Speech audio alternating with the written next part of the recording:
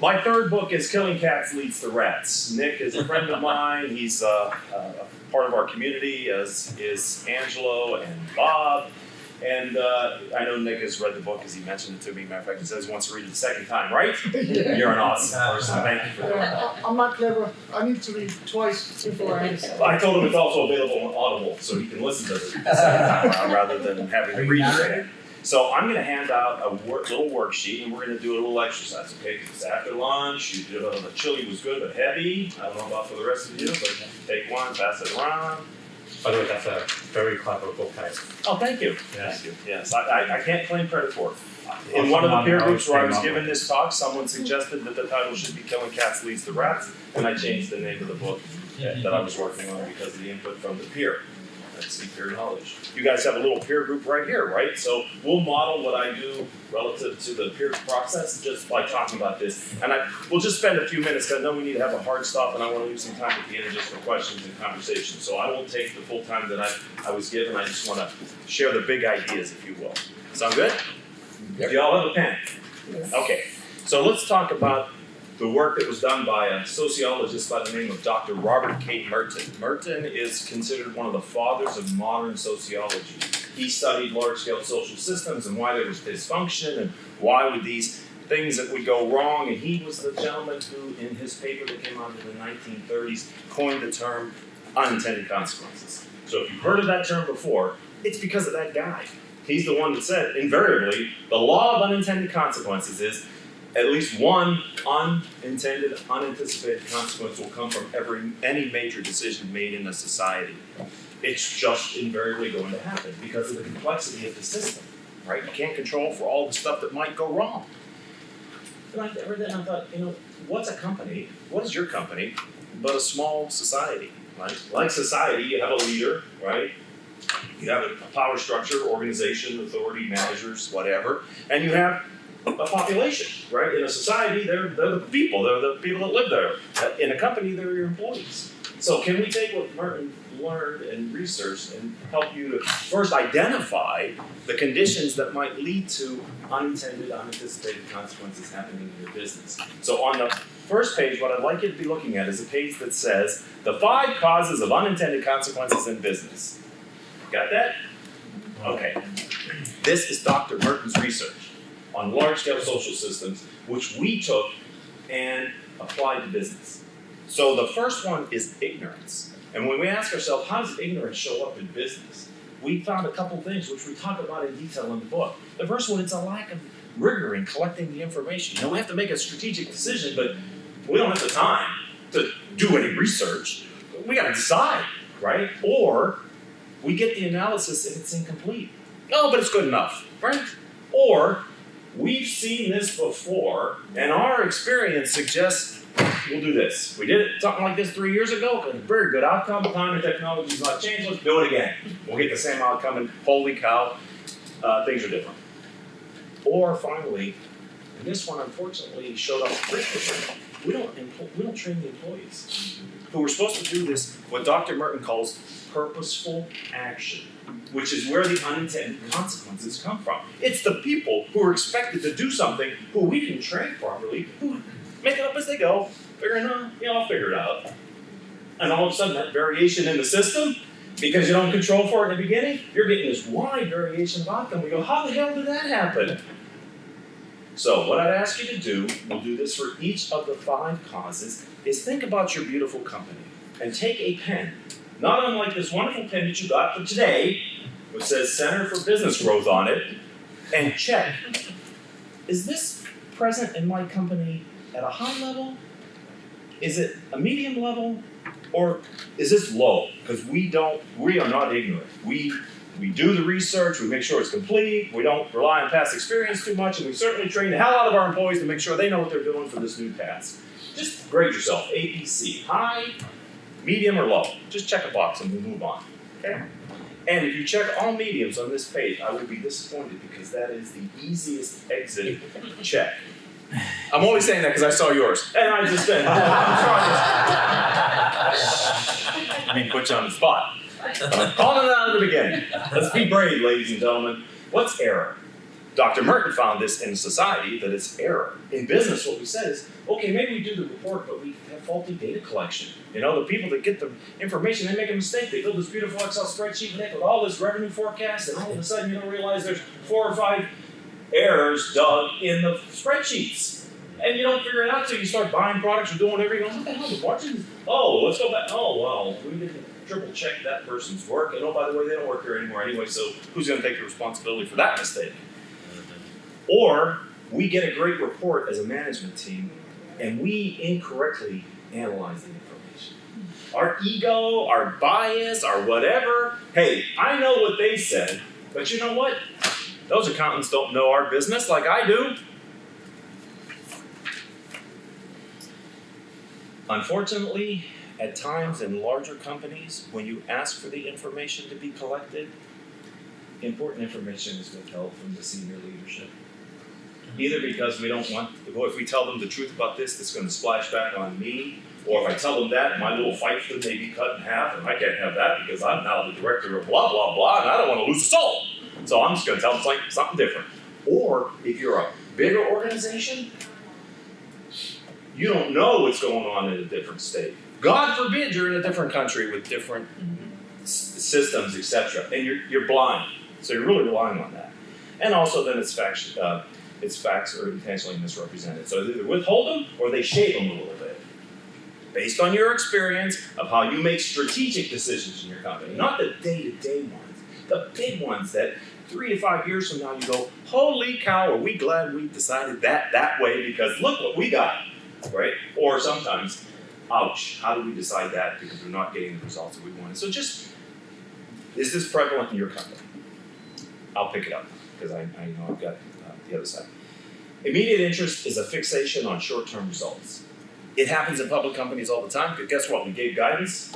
We got to get in line with our guidance or we're going to get killed. And we don't want that to happen because the shareholders will be pissed. And they'll be calling and my life is miserable, so make it happen. I don't care what your issue is, we're going to make the numbers within a range, right? But what about private companies? You focus on a subset of the decision. Something pops up, you go, we got to fix this problem. Somebody says, why don't we do this? The leadership team says, yeah, let's do that. But we don't think about what that is relative to the long-term impact of the business because it's just something we just want to solve it.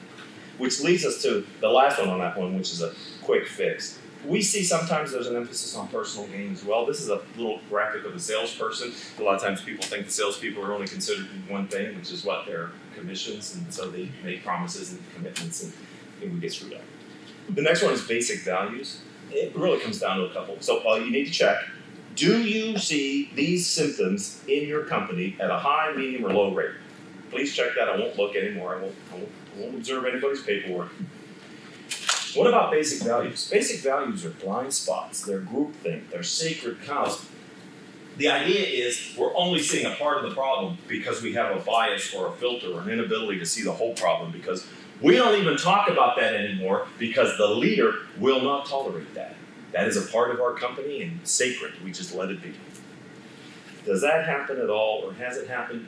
And if you want to do this as a thought exercise for a friend's company, someone that you know well that is not your firm, feel free to check that, rather than not reporting on your own firm. The last one, and this is a Dr. Merton term. So if you've heard the term self-defeating prophecy or self-fulfilling prophecy, these are Dr. Merton's terms out of this research that he did. We found it in business when you roll out a strategic decision and the employees believe the executives lack confidence in your decision. And maybe it's a phrase like this. That's the latest flavor of the month. We'll just wait them out. Because they did something 6 weeks ago and they totally forgot about it. So why am I going to spend any time and energy on this one? Because it's really not important. Or people focus on their self-interest versus the company interest. The other two are leaders believe that non-related factors are part of the decision, so they control for these things that don't matter, and they take their focus off of the things that actually happen. So the purposeful action of your employees, you direct them in a way that's misguided. And so they're well-intended, but they're working on the wrong stuff. The last one is employees think that possible shining city on the hill that is your strategic vision, they go, no, that's not going to happen. We don't have the resources for that. That quote is crazy high. Why would I even try to make that? It's It's so out of reach. So they do things to protect their self-interest, and the leaders don't realize it. And so the outcome is like, what the hell did that happen? Because they pocket vetoed you from day one. So if that ever does that happen, I just need you to check high, medium, or low. Okay? Is that okay? So I gave you a quick overview of the 5 causes. If you turn the page over, and I will do this quickly. By the way, after reading your book, I improved 2 of the sections. You what? I improved 2 of the sections. Oh, okay. So, I'm okay now. Okay. I'm right in here. Well, good. So the book had a bit of an impact. There you go. It's available on Amazon.com. And Audible. Audible, you give me your card, I'll put you a personally signed copy for free. I'm all good with that. I just want you to read it. So we came up with 6 simple steps that help you to control. What we say is avoid, reduce, or mitigate. Because you can never totally eliminate unintended consequences. You got to take action. You can't be paralyzed by the analysis. But at least if we can mitigate the negative effects. The first one is to slow down the decision process. I won't go through each one of the bullets there. It's in the book. But basically, the bottom line, the overarching thought there is divorce emotions from your strategic decisions. Angelo said earlier about, thinking about your company's future. You need to be thoughtful about how your company's the leaders of the company are responsible for tomorrow or next year. It's not generally today, unless you're like me and a solopreneur, and you got all of that burden. But generally speaking, if any size of an organization, you're really working on what's happening down the road.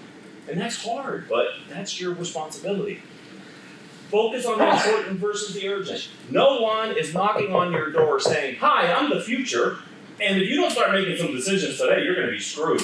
But people are saying, "Hey, our customers are mad, the quality's here, the shipment didn't come in, our supplier's got a problem, so-and-so is sick, we just had an accident in the factory, what the hell are we going to do?" All day, you could be busy working on really, really urgent stuff.